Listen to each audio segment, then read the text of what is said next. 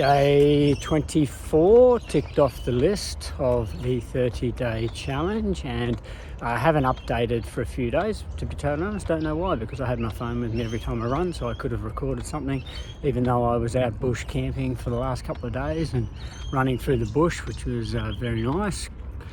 Different environment to be running.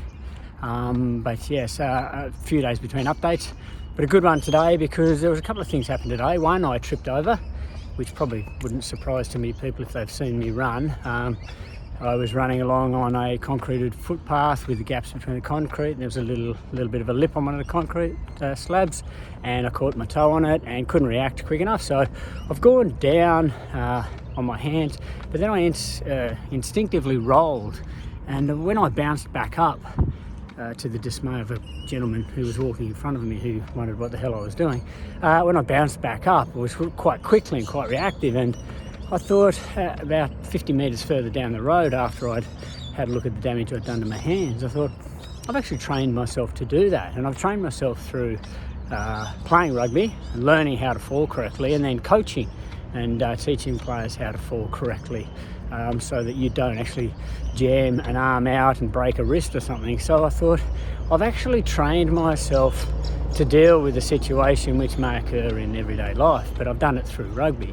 So I've learnt a skill through one thing that has been adaptable into another part of life, and you sort of think, yeah, whoop-de-doo, that's fantastic. But it just goes to show that we can actually train ourselves to deal with many situations and overcome hurdles quite easily. And we probably overlook the fact that we do prepare ourselves a lot of the time to be able to handle obstacles or accidents or errors. So what we do at one period of time may not become evident or useful until another circumstance in a completely different environment, and we actually can use that skill. So that was one thing that happened today. The other one was that I started to get some fatigue, and the fatigue in my legs got to about 20 kilometres. I knew that I had a decent hill to run up at about the 22 kilometre mark. And it made me quite clear on the confidence I have that I'll be able to get to day 30, even though the fatigue actually started to set in. So, sounds a little bit counterintuitive, but I was running along going, you know what, I feel tired, but I'm going to make 30 Ks because I'm going to finish this 24 Ks, and yes, I'm going to have a bit of aches and pains in my legs, but I know I could run another 6. So the confidence I have knowing that I can actually do this and get to this time next week and run the 30 Ks is undoubted. And that's a powerful force at the moment, because even though I have little doubts about, would I be able to continue running between 4:30 and 4:45 per minute per kilometre, whether I do that or not, it doesn't really matter to me. All I know is that I will be able to get through these kilometres and get to day 30 and run that 30 kilometres on day 30.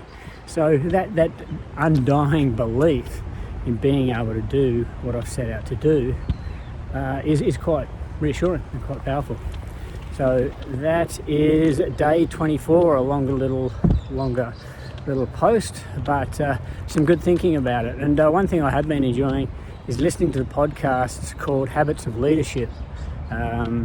Two guys are good on there, and they talk to different people, and they talk about different subjects that relate to leadership. But good God, geez, there's some good things about life in general as well. So I've really enjoyed that. So have a great day. I hope you are challenging yourself to be better and do what you do to the best of your ability, and not the best of somebody else's expectations, but the best of your ability and your expectations. So have a cracker, and I look forward to updating you. I'll do it again tomorrow. Cheers, bye.